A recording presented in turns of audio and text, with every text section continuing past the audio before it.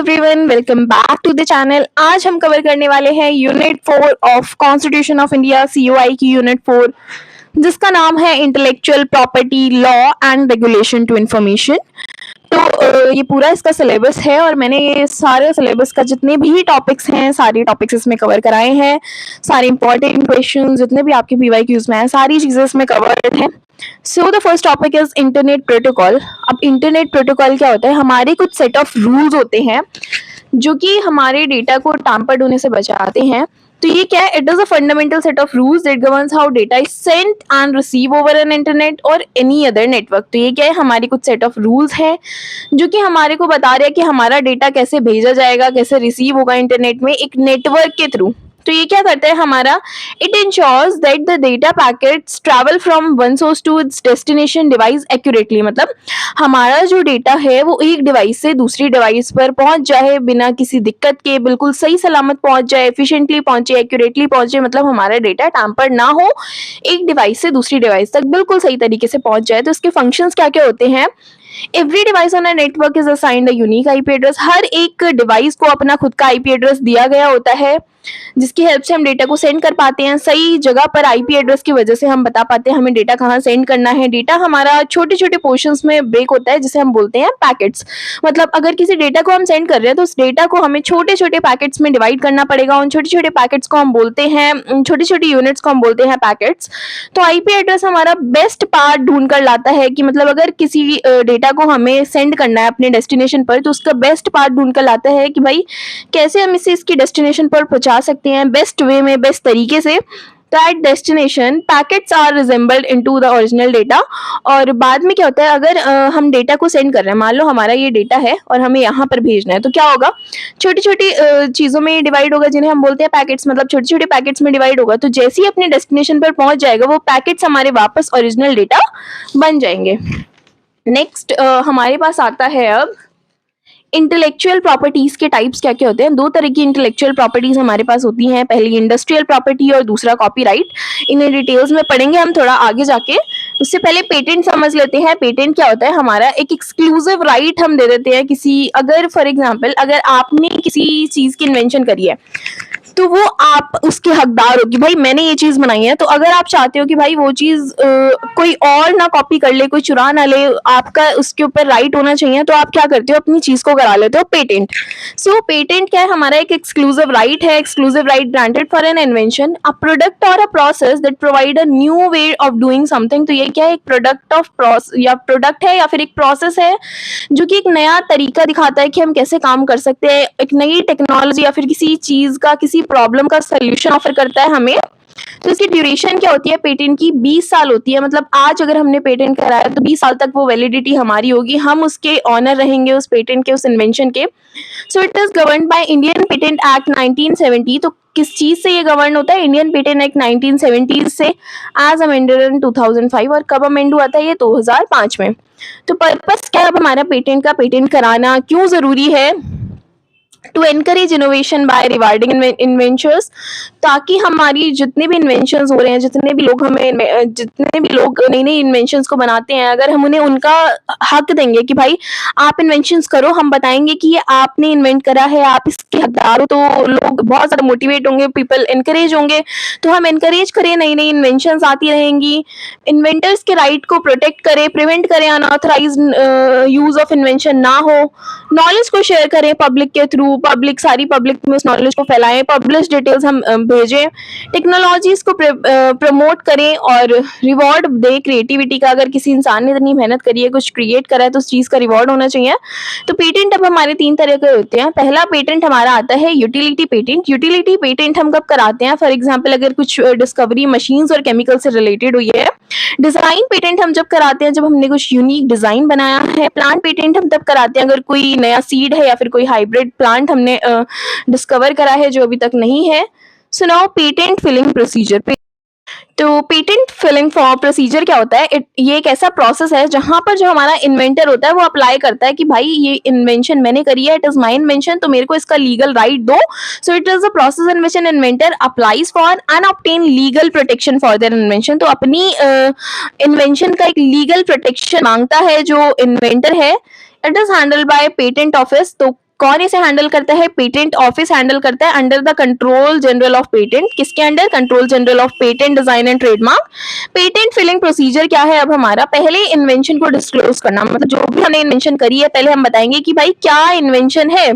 उसके बाद patent search. Patent search में क्या होगा? हम चेक करेंगे कि जो भी इन्वेंशन अब हमने बनाई है वो पहले से एग्जिस्ट तो नहीं करती। आफ्टर दैट ड्राफ्टिंग एप्लीकेशन, मतलब हमने इन्वेंशन अपनी डिस्क्लोज कर दिया क्या हमने बनाया, फिर हमने चेक करा ऐसे कोई पेटेंट पहले तो एग्जिस्ट नहीं करता, ऐसी कोई सिमिलर इन्वेंशन है तो नहीं। अगर नहीं हुई तो हम अपना एप्लीकेशन ड्राफ्ट कर देंगे, अपना पेटेंट की स्पेसिफिकेशन डालेंगे उसके अंदर। After that will fill the form. Form में जितनी भी हमारे रिक्वायर्ड इंफॉर्मेशन है हम वो सारी की सारी डालेंगे। तो विल फाइल अ प्रोविजनल और complete application with patent office.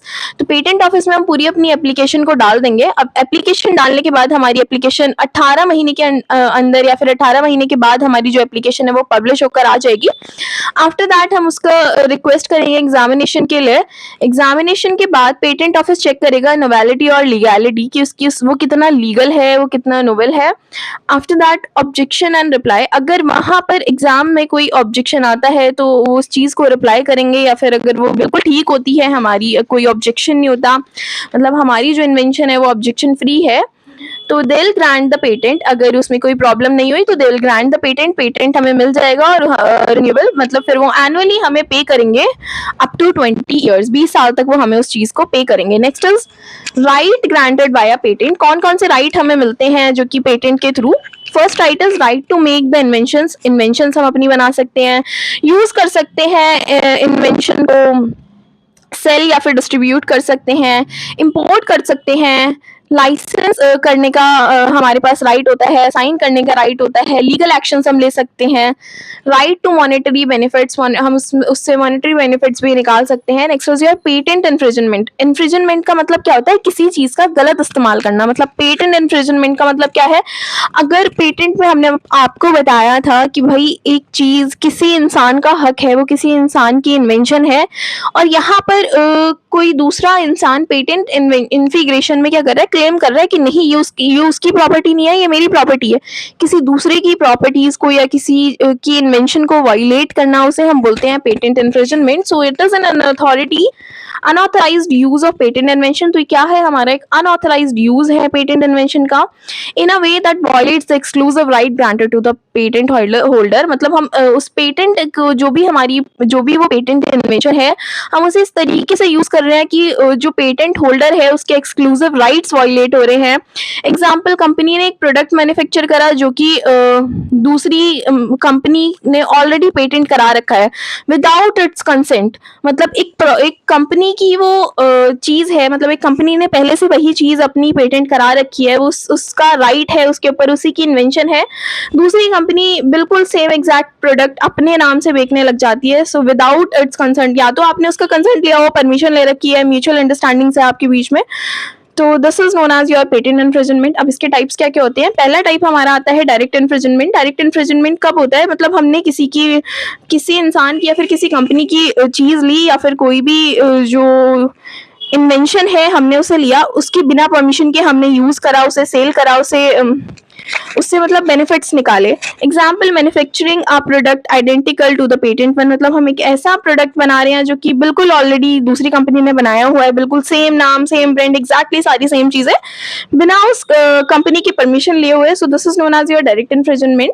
दूसरे टाइप का इन्फ्रिजनमेंट हमारे पास आता है इनडायरेक्ट इन्फ्रिजनमेंट। इनडायरेक्ट इन्फ्रिजनमेंट कब अकर होता है? जब हम किसी और को इन्फ्रिज करने से, मतलब किसी दूसरे इंसान को हम एनकरेज कर रहे हैं, हम खुद से चोरी नहीं कर रहे लेकिन दूसरों से चोरी करा रहे हैं कि भाई नहीं तुम करो, तुम उसका पेटेंट चुराओ। तो ये दो तरीके से होता है। पहला तरीका हमारा आता है इंड्यूसमेंट इन्फ्रिजनमेंट, और दूसरा तरीका आता है हमारा कॉन्ट्रीब्यूटरी इन्फ्रिजनमेंट। इंड्यूसमेंट इन्फ्रिजनमेंट का मतलब क्या है? हम एनकरेज कर रहे हैं किसी और को इन्फ्रिज करने के लिए। कॉन्ट्रीब्यूटरी इन्फ्रिजनमेंट का मतलब क्या है? कि भाई थोड़ा हम भी उसमें इन्वॉल्व हैं। Next is your literary infringement. Literary infringement का मतलब क्या है? Happens when the infringement products और when the infringing products or process exactly copies every element of the patented claim। तो यहाँ पर क्या था? वहां पर जो हमारा डायरेक्ट मेथड था, वहां पर तो वो बिल्कुल वही चीज उठा के बेच रहा है बिना उसकी परमिशन के। लेकिन नाम अपना लगा रहा है। यहाँ पर क्या है, वो इन्वेंट तो कर रहा है इस चीज को, लिटरली इन्फ्रिजनमेंट में वो उस चीज प्रोडक्ट को इन्वेंट तो कर रहा है, लेकिन एग्जैक्ट सेम इन्वेंट कर रहा है जैसे उसने ऑलरेडी इन्वेंट करा हुआ है, और फिर वो क्लेम कर रहा है कि ये मेरी चीज है, क्योंकि उसने बनाई है, बिल्कुल उसने बनाई है, लेकिन ऑलरेडी वो चीज किसी और की है, किसी और ने पेटेंट करा रखी है, आप जस्ट कॉपी कर रहे हो उसे। Next is your doctrine of equivalent और नॉन लिटरेरी इन्फ्रिजनमेंट। तो डॉक्ट्राइन ऑफ इक्विवेलेंट क्या है कि even if the infringe product does not exactly copy, मतलब एक हमने प्रोडक्ट बनाया जो कि एग्जैक्टली कॉपीड भी नहीं है, थोड़ा सा अलग है, लेकिन उसके फंक्शन सेम है, काम वो बिल्कुल सेम तरीके से कर रही है, तो फिर भी वो हम उसे काउंट करेंगे that it is an infringement. Next is copyright. अब कॉपीराइट क्या होता है, एक लीगल राइट हम एक क्रिएटर को दे देते हैं, मतलब किसी का ओरिजिनल वर्क है उसका लीगल राइट है ये। अब कोई भी आप वीडियो बनाते हो, फॉर एग्जांपल मैं अब यूट्यूब वीडियो बना रही हूँ, ये वाली आप लोगों को एक्सप्लेन कर रही हूँ, अगर कोई और इंसान सेम इस वीडियो को कॉपी डाउनलोड करके अपनी चैनल पर अपलोड कर देता है तो यूट्यूब उसे कॉपीराइट भेज देगा, because it is my property, I have recorded it, मैंने इसमें पूरी चीजें क्लेम करी है, ये मेरी वीडियो है, मैं 100% इसे क्लेम कर सकती हूँ। But the second person who have downloaded from my channel and फिर अपनी वीडियो पर डाल रहा है, so this is known as your copyright infringement. तो वही है कॉपीराइट, मतलब जिसका ओरिजिनल वर्क है, जिस भी क्रिएटर का ओरिजिनल वर्क है, उसे एक लीगल राइट मिलता है। It gives the creator exclusive right to reproduce, distribute, perform their work. तो क्रिएटर को राइट मिलता है कि अपने काम को रिप्रोड्यूस कर सके, मैं अपने काम को बांट सकती हूँ, इफ आई वांट मैं किसी और को ये वीडियोस दे सकती हूँ, प्रोवाइड कर सकती हूँ, but it will be with it can not be without my permission. So the purpose of copyright, अब कॉपीराइट का पर्पस क्या होता है, to protect the creator, creator को प्रोटेक्ट करना, वर्क्स प्रोटेक्टेड अंडर कॉपीराइट। तो कौन कौन से काम हमारे प्रोटेक्ट होते हैं कॉपीराइट के अंदर, जैसे कि लिटरेरी वर्क हो गया, ड्रामेटिक वर्क हो गया, musical work, artistic work, cinematography. So now ownership of copyright. अब कॉपीराइट कौन कौन ओन कर सकता है, कौन कौन ऑन कर सकता है कॉपीराइट। पहला तो आता है हमारा क्रिएटर, ऑथर और क्रिएटर। ऑथर और क्रिएटर का मतलब क्या है, किसी ने कोई चीज बनाई है। फर्स्ट ऑनर है जैसे कि राइटर हो गया, नॉवल हो गया, पेंटर हो गया। एम्प्लॉयर क्या है, अगर हम किसी कंपनी में काम कर रहे हैं और हमने उस कंपनी के लिए कुछ प्रोजेक्ट बनाया।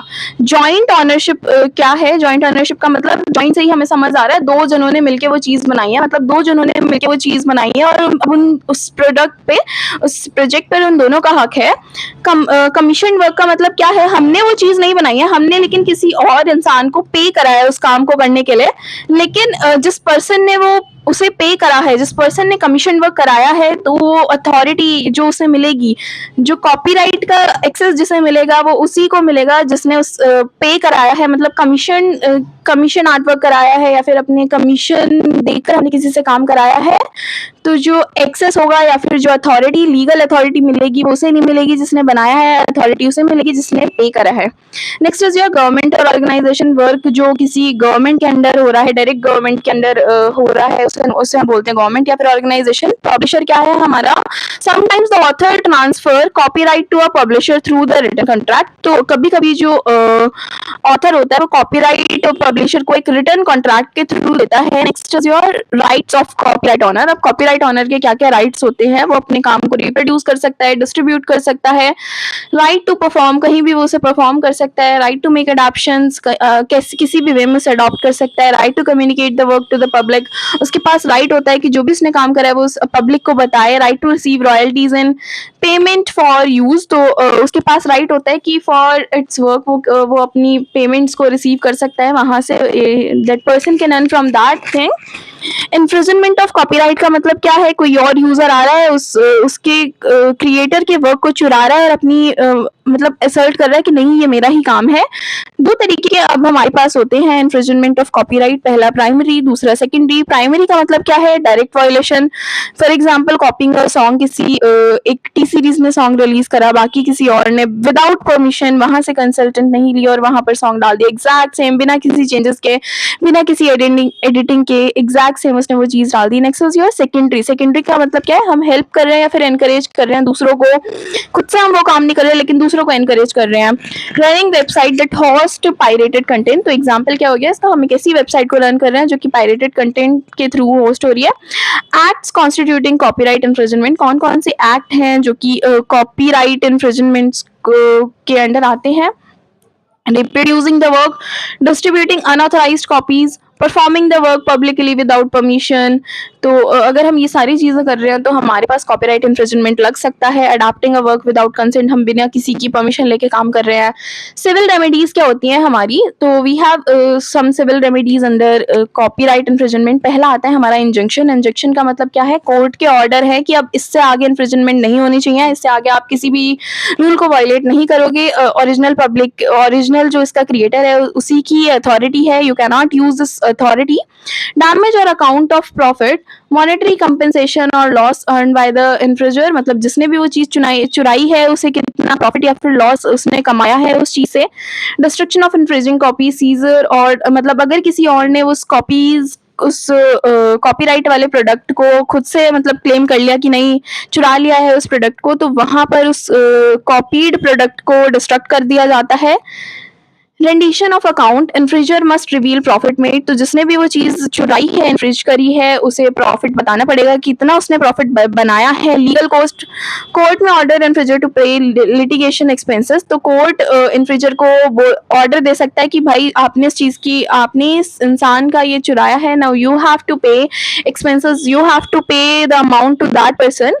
Right to information act 2005, RIT act क्या होता है हमारा, RIT एक्ट होता है कि मतलब अगर हम एक यूजर हैं, हम यहाँ पर बैठे हैं, हम एक आम पब्लिक है और हमें गवर्नमेंट या फिर क्वाशी गवर्नमेंट की जानकारी लेनी है, जैसे कि हमारे एनजीओज हो गए, बहुत सारी चीजें हो गई, या फिर कोई भी गवर्नमेंट का सेक्टर है, हमें जानना है उसके बारे में इन्फॉर्मेशन चाहिए, तो हमारे पास इन्फॉर्मेशन है, हम जान सकते हैं, हमारे पास पूरा पूरा अधिकार है उसके अंदर जाके जांच पड़ताल करने का, बिल्कुल हमारे पास हक है क्वेश्चंस करने का। So it is an important law enacted by the government of India that gives citizens the right to access information held by public authorities. तो लोग वहां पर जितनी भी उन्हें इन्फॉर्मेशन चाहिए वो उनका बिल्कुल हक है कि आप जाके सवाल पूछो, जितनी इन्फॉर्मेशन चाहिए आप उन्हें गेन कर सकते हो। तो ये क्या करता है, एक ट्रांसपेरेंसी, अकाउंटेबिलिटी और गुड गवर्नेंस को प्रमोट करता है। It came into force on 12th अक्टूबर 2005। तो कब ये आया था हमारा, 12 दिसंबर 2005 में आया था। ऑब्जेक्टिव्स क्या हैं इस एक्ट के, इस एक्ट का ऑब्जेक्टिव है कि एम्पावर करता है सिटीजन्स को ताकि वो गवर्नमेंट बॉडीज से इंफॉर्मेशन ले सके। ट्रांसपेरेंसी और अकाउंटेबिलिटी को प्रमोट करता है, करप्शन को कम करता है, to ensure informed participants and citizens of democracy। तो डेमोक्रेसी को बढ़ाने में बहुत ज़्यादा मदद करता है, ताकि हमारी जो आम जनता है उनके अंदर सवाल पैदा होते रहे और वो क्या नाम है, उनके अंदर बिल्कुल भी मतलब बिल्कुल भी इन ट्रांसपेरेंसी ना रहे, सबके बीच में ट्रांसपेरेंसी रहे, इक्वालिटी रहे। तो इक्वालिटी को ये प्रमोट करता है कि फीचर्स क्या हैं इसके, that right to access information, मतलब इंसान के पास, जो भी हमारी आम जनता है उसके पास राइट है कि वो इन्फॉर्मेशन ले सके। Any citizen can request information from public authority, तो कोई भी सिटीजन रिक्वेस्ट कर सकता है इन्फॉर्मेशन के किसी भी पब्लिक अथॉरिटी से। पब्लिक अथॉरिटीज कवर्ड, तो पब्लिक अथॉरिटीज कौन कौन सी हमारी आ जाती हैं, सेंट्रल हो गया, स्टेट हो गया, लोकल हो गया, एनजीओज हो गया, फिर कोई फंडेड बॉडी हो गई। पब्लिक इन्फो ऑफिसर क्या होता है, एक पब्लिक इन्फो ऑफिसर असाइन कर दिया जाता है। पब्लिक इन्फो ऑफिसर का काम क्या होता है, पब्लिक इन्फॉर्मेशन ऑफिसर, अगर हम लोग किसी से क्वेश्चन मांग रहे हैं, मतलब हमने क्लेम करा कि हमें इन्फॉर्मेशन चाहिए, तो पब्लिक इन्फो ऑफिसर हमें वो इन्फॉर्मेशन को प्रोवाइड करने में हेल्प करता है। अगर हमें पब्लिक इन्फो ऑफिसर से कोई भी काम जानना है तो हमें एक RIT एप्लीकेशन फॉर्म भरना पड़ेगा।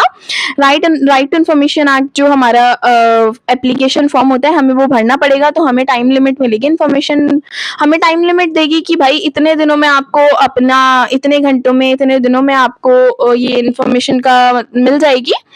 फीस हमें कुछ चार्ज करनी होती है, मतलब अगर हम एप्लीकेशन के थ्रू इस काम को करते हैं तो थोड़ी सी फीस हमें फिल करनी होती है।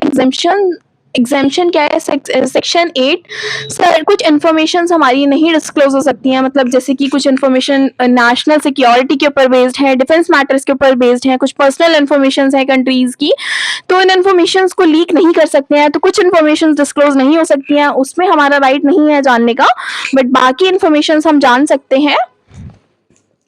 सो द अपील प्रोसेस, अब अपील प्रोसेस क्या है, पहला अपील प्रोसेस है to senior officer in same department, दूसरा अपील प्रोसेस है टू सेंटर या फिर हम स्टेट के कमीशन से पूछ रहे हैं।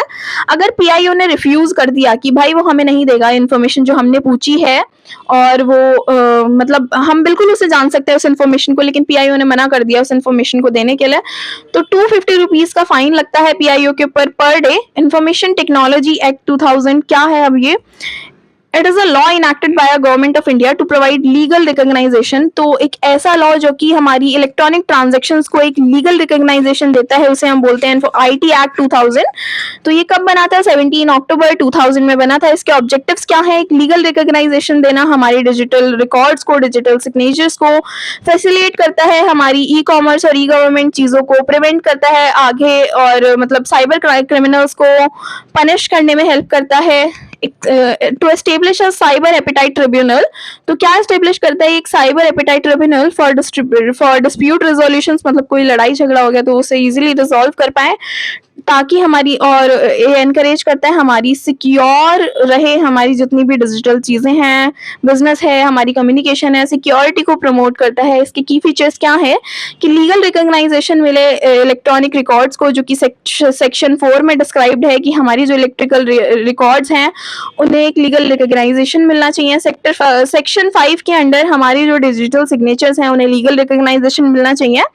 तो ये एक्ट क्या करता है? साइबर क्रिमिनल्स को पनिश करने में हेल्प करता है। अगर पता चलता है कि भाई अगर आपकी कोई चीज हैक हो गई और हैकर पकड़ा गया है तो उसे पनिशमेंट मिलेगी। Educating officer and cyber appellate tribunals handle करते हैं हमारी डिस्प्यूट्स को, compensations related to cyber offences, और सर्टिफाइड अथॉरिटीज हमारे पास होती हैं जो कि डिजिटल सिग्नेचर्स को सर्टिफाइड करती हैं और सिक्योर बनाती हैं ऑनलाइन लेवल पर। Next is your electronic governance. अब इलेक्ट्रॉनिक गवर्नेंस क्या है? एक एप्लीकेशन है, so it is an application of technology in government process to make them faster, simpler and accessible to citizens। तो एक ऐसी एप्लीकेशन या फिर टेक्नोलॉजी है जो हमारी चीज़ों को बहुत ज़्यादा फास्ट कर देती है, एक्सेसिबल कर देती है। तो इसका ऑब्जेक्टिव क्या है? ट्रांसपेरेंसी प्रमोट करना, करप्शन को रिड्यूस करना, इम्प्रूव करना एफिशिएंसी को। It enables citizens participating in government. तो ये क्या करती है? हमारी सिटीजन्स को अलाउ करती है कि भाई ज़्यादा से ज़्यादा गवर्नमेंट वाली चीज़ों में पार्टिसिपेट करो, पेपर वर्क को कम करो, टाइम को बचाओ। तो इसका बेसिक फंडा क्या है? Basically move towards smart governance, मतलब स्मार्ट गवर्नमेंट की तरफ आप बढ़ो। इसके कुछ टाइप्स हैं। पहला टाइप हमारा आता है G2C। G2C का मतलब क्या है? Government to citizens. दूसरा आता है हमारा G2B। G2B का मतलब गवर्नमेंट टू बिजनेस। G2G का मतलब क्या है? Government to government. G2E का मतलब क्या है? गवर्नमेंट टू एम्प्लॉय, मतलब गवर्नमेंट से citizen, government to business, government to government और गवर्नमेंट टू एम्प्लॉय। तो स्मार्ट से बेसिकली हमारे यहाँ मतलब क्या है? S stands for simple, M stand for moral, A for accountable, R for responsive और T फॉर ट्रांसपेरेंट। मतलब चीजें हमारी बिल्कुल सिंपल रहे, मोरालिटी रहे, अकाउंटेबिलिटी मेंटेन रहे, रिस्पॉन्सिवनेस रहे, मतलब गवर्नमेंट और यूजर के बीच में रिस्पॉन्स रहे अगर कोई कॉन्टैक्ट होता है, ट्रांसपेरेंसी मेंटेन रहे, हमारी जो चीजें हैं वो कोई और इंसान आके उसे टैम्पर ना कर पाए। एडवांटेजेस क्या है इसके? ये बहुत ज्यादा फास्ट होता है, इजियर टू एक्सेस है, हमारी ट्रांसपेरेंसी बहुत ज्यादा बढ़ जाती है, करप्शंस को कम कर देता है, कॉस्ट और टाइम दोनों ही बचते हैं, बेटर कम्युनिकेशन होती है गवर्नमेंट और सिटीजन्स के बीच में, अकाउंटेबिलिटी को प्रमोट करता है, सिटीजन्स एम्पावरमेंट को बढ़ाता है। अब रोल्स क्या है हमारे इंजीनियरिंग के ई गवर्नेंस में? पहला रोल हमारा आता है सिस्टम डिजाइन एंड डेवलपमेंट का। तो इंजीनियर्स क्या करते हैं? हमारे सिस्टम्स को बनाने में हेल्प करते हैं, ई गवर्नमेंट प्रोजेक्ट्स में हमारी बहुत ज्यादा मदद करते हैं। Network and infrastructure management, network और इंफ्रास्ट्रक्चर मैनेजमेंट की हेल्प से क्या होता है? हमारा स्मूथ और सिक्योर कनेक्टिविटी बनती है between the government department. Next data security and cyber security. Data और साइबर की सिक्योरिटी को देखता है, मतलब हमारा जितना भी नेटवर्क का डेटा है उन्हें सिक्योर करने की उनके ऊपर रिस्पॉन्सिबिलिटीज होती हैं, उन चीज़ों को वो देखता है। हमारी गवर्नमेंट के डेटा को बचाता है ताकि वो हैक ना हो पाए, हमारी कंट्रीज को बचाता है ताकि हमारे जो लीगल डॉक्यूमेंट्स हैं वो बिल्कुल भी हैक ना हो जाए। System integration, so it mainly focus on privacy पे ज्यादातर फोकस करता है, सिक्योरिटी पर फोकस करता है, 24/7 सर्विसेज प्रोवाइड करने की कोशिश करता है, अपडेट करता है हमारी चीजों को। सिस्टम इंटीग्रेशन का मतलब क्या है? Integrate multiple government system, enable seamless data sharing between department, मतलब बहुत सारी गवर्नमेंट सिस्टम के साथ इसका इंटीग्रेशन चल रहा होता है। Technical support and maintenance, IT support हमें मिलता है, सॉफ्टवेयर अपडेट होते रहते हैं, ट्रबल शूटिंग अगर किसी प्लेटफॉर्म पर है तो उसे रिजॉल्व करने में हेल्प करता है। इनोवेशन एंड डिजिटल ट्रांसफॉर्मेशन, नई नई टेक्नोलॉजी जैसे कि एआई, क्लाउड कंप्यूटिंग, इनमें इम्प्रूवमेंट होता रहता है और ये जो टेक्नोलॉजीज हैं हमारी इन्वेंट होती रहती हैं। Training and capacity building, training and capacity का बिल्डिंग का मतलब क्या है, ये ट्रेन करते हैं हमारे गवर्नमेंट एम्प्लॉयज को यूजिंग ई गवर्नमेंट टूल्स। जो भी हमारे गवर्नमेंट एम्प्लॉयज हैं उन्हें ई गवर्नमेंट टूल्स चलाना सिखाया जाता है। स्मार्ट वर्क उन्हें मतलब टेक्नोलॉजी, जिस भी तरीके की टेक्नोलॉजीज चल रही हैं उन्हें उन टूल्स को यूज करना सिखाया जाता है। Next secure electronic record. Secure electronic records क्या होता है, हमारे एक ऐसे इलेक्ट्रॉनिक डॉक्यूमेंट्स या फिर फाइल जो कि प्रोटेक्ट है फ्रॉम एन अनऑथराइज्ड एक्सेस, मतलब हमारी कोई ऐसी इलेक्ट्रॉनिक रिकॉर्ड है जो कि अनऑथराइज्ड एक्सेस से बिल्कुल प्रोटेक्टेड है, उसे कोई डिलीट नहीं कर सकता, उसे कोई ऑल्टर नहीं कर सकता। वो रिकॉर्ड एक बार बन चुके हैं, उसे उसमें कोई चेंजेस नहीं कर सकता है। तो आईटी एक्ट 2000 के अंडर ई रिकॉर्ड को हम कंसीडर करते हैं कि ये बहुत ज़्यादा सिक्योर है, प्रॉपर सिक्योरिटी है, इसमें इंटीग्रिटी और ऑथेंटिसिटी दोनों चीज़ें हैं। तो इसका की फीचर्स क्या है कि इंश्योर करता है कि डेटा हमारा ऑल्टर नहीं हो सकता, मतलब डेटा हमारा चेंज नहीं हो सकता। सिक्योरिटी हमारी कैसे बनी होती है, by using encryption, access control और digital signature. Digital signatures, encryption और एक्सेस कंट्रोल की हेल्प से हम उसे बहुत ज़्यादा सिक्योर बना देते हैं।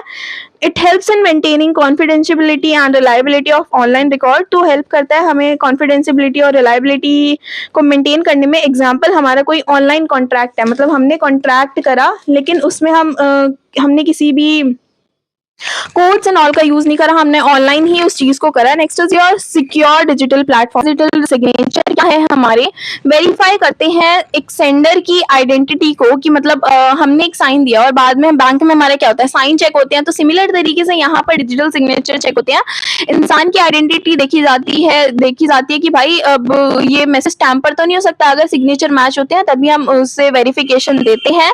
तो इसके फीचर्स क्या क्या होते हैं, दैट इट यूज पब्लिक की क्रिप्टोग्राफी, पब्लिक की क्रिप्टोग्राफी को यूज करता है। Confirm both authentication and integrity of the message और डॉक्यूमेंट, तो ऑथेंटिसिटी और इंटीग्रिटी दोनों चीजों को बनाकर रखता है। लीगल रिकॉग्नाइजेशन मिलती है हमारे को under section 3 of IT act 2000। Example, digital signature is used in e filing in income tax returns. तो एग्जाम्पल अगर हम दें डिजिटल सिग्नेचर का, तो हम इसे यूज करते हैं इनकम टैक्स रिटर्न्स को फिल करने में। टाइप्स ऑफ डिजिटल सिग्नेचर्स, अब कौन कौन से तरीके के डिजिटल सिग्नेचर्स हमारे पास होते हैं। पहला आता है हमारे पास सर्टिफाइड सिग्नेचर। सर्टिफाइड सिग्नेचर का मतलब है एक यूनिक ब्लू रिबन हम उस डॉक्यूमेंट के ऊपर दे देते हैं। नेम ऑफ डॉक्यूमेंट सिग्नेचर, नाम देते हैं और उसके साथ उसे एक सर्टिफिकेट इशू कर देते हैं, तो इसे हम बोलते हैं सर्टिफाइड सिग्नेचर। दूसरा आता है हमारा approval signature. Approval signature basically हमारा किसी ऑर्गेनाइजेशन या फिर बिजनेस से रिलेटेड होता है। So image of physical features, location and date, तो यहाँ पर ये सारी चीजें अप्रूव होती हैं। Next is your visible digital signature. Visible digital signature क्या है, बिल्कुल हमारा फिजिकल डॉक्यूमेंट्स की तरह होता है। जैसे हम फिजिकल डॉक्यूमेंट पे साइन करते हैं, बिल्कुल सेम उसी की तरह होता है। Next is your invisible digital signature. Invisible digital signature क्या होता है, हमारा फिजिकली शो नहीं करता लेकिन ऑथेंटिसिटी प्रोवाइड करता है हमें। So next is your digital signature certificate. Digital signature certificate का मतलब क्या है, यहाँ पर हमने किसी चीज को अपने डिजिटली सिग्नेचर्स को वहां पर ऑथेंटिक करवाया है और उसका सर्टिफिकेट बनवाया है। So it is an electronic equivalent of a physical signature. It is issued by certifying authority to verify the identity of the individual, ताकि इंडिविजुअल्स की आइडेंटिटी वेरीफाई हो पाए, तो उस चीज को वो सर्टिफाई करवा लेता है। 1 से 3 साल के बीच में ये वैलिड होता है, इसे हम रिन्यू कर सकते हैं एक्सपायर होने के बाद। 3 साल के बाद अगर ये एक्सपायर हो रहा है तो हम फिर से इसे रिन्यू कर सकते हैं। तो इसका पर्पस क्या होता है, ऑथेंटिकेट करना आइडेंटिटी को, डेटा की इंटीग्रिटी को बना के रखना, नॉन रेपुटेशन को प्रोवाइड करना, to ensure secure online transaction, मतलब हमारी जो ऑनलाइन ट्रांजैक्शन है वो सिक्योर हैं। तो ये क्या क्या कंटेन करता है, it contains user name, public की, सीरियल नंबर होता है हमारा सर्टिफिकेट का, वैलिडिटी पीरियड होता है, इशूइंग अथॉरिटी डिटेल्स, मतलब जो भी हमारी सीए की डिटेल्स होती हैं वो सारी की सारी इसके अंदर प्रोवाइड होती हैं। Digital signature of the issuing CA, digital signatures होते हैं इशूइंग सीए के। So the next topic is cyber regulation appellate. Tribunal, तो ये हमारा एस्टेब्लिश करा गया था अंडर आईटी एक्ट 2000। तो इसमें क्या होता है, हम उन डिसीजंस को सुनते हैं, उन अपील्स को सुनते हैं जो कि साइबर क्राइम या फिर इलेक्ट्रॉनिक डिस्प्यूट से रिलेटेड होती हैं। So it was established under section 48 IT act. तो किसके अंडर ये एस्टेब्लिश हुआ था? सेक्शन 48 आईटी एक्ट के अंदर ये एस्टेब्लिश्ड हुआ था।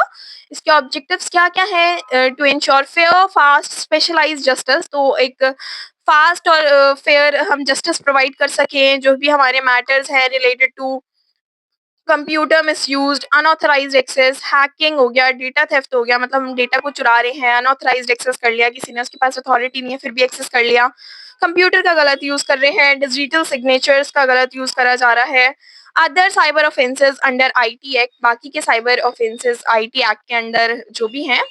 Next is your composition. अब कॉम्पोजिशन क्या है हमारी? इसके अंदर एक चेयरपर्सन होता है, the person qualified to high court जज। तो ये पर्सन हमारा बिल्कुल हाई कोर्ट जज के इक्विवेलेंट होता है। मेंबर्स कौन कौन होते हैं? Members are appointed by central government with expertise ITs और मैनेजमेंट। तो मेंबर्स जो होते हैं वो हमारे सेलेक्ट करे जाते हैं बाय सेंट्रल गवर्नमेंट, उन्हें सेलेक्ट करती है with the help of IT expertitians. इसके फंक्शंस क्या-क्या होते हैं कि अपील को सुनती है, रिव्यू करती है एविडेंसेस को, एविडेंसेस देखती है कि भाई सही है या गलत है, ऑर्डर पास करती है और जस्टिस को प्रोवाइड करती है। तो नेक्स्ट साइबर ऑफेंसेस कौन-कौन से होते हैं? हमारा हैकिंग हो गया, आइडेंटिटी थेफ्ट हो गया, हमने किसी की आइडेंटिटी चुरा ली, साइबर स्टॉकिंग, किसी को स्टॉक कर रहे हैं, publish obsess content, cyber terrorism, data theft, data को चुरा रहे हैं, फिशिंग कर रहे हैं। फिशिंग का मतलब हम किसी इंसान को मैनिपुलेट करके उसके डेटा को ले रहे हैं, डिनायल ऑफ सर्विसेज अटैक, उसका सिस्टम वहाँ पर नेटवर्क ही हमने करप्ट कर लिया है। सेंडिंग ऑफेंसिव मैसेजेस, गलत-गलत मैसेजेस भेज रहे हैं, computer source coding tampering, cyber fraud कर रहे हैं। So these are various type of cyber offences. उसके बाद हमारा लास्ट टॉपिक आता है limitations of IT act. Limitations of IT act क्या-क्या है? Limited coverage of cyber crime. Cyber crime बहुत ज़्यादा है और हमें भी पता है कि जो इसकी कवरेज है वो लिमिटेड ही है, अवेयरनेस अभी थोड़ी कम है, इम्प्लीमेंटेशन भी कम है। जो जजेस के इश्यूज़ होते हैं वो केसेस कभी-कभी सही से समझ नहीं पाते हैं और सही एविडेंसेस को नहीं देख पाते हैं, डेटा प्रोटेक्शन और privacy gaps, इनएडिक्वेट provision for data security, data की सिक्योरिटी में भी बहुत ज़्यादा प्रॉब्लम आती है, वीक एनफोर्समेंट मैकेनिज़्म, हमारा एनफोर्समेंट मैकेनिज़्म बिल्कुल भी अच्छा नहीं है, वो बहुत ज़्यादा वीक है।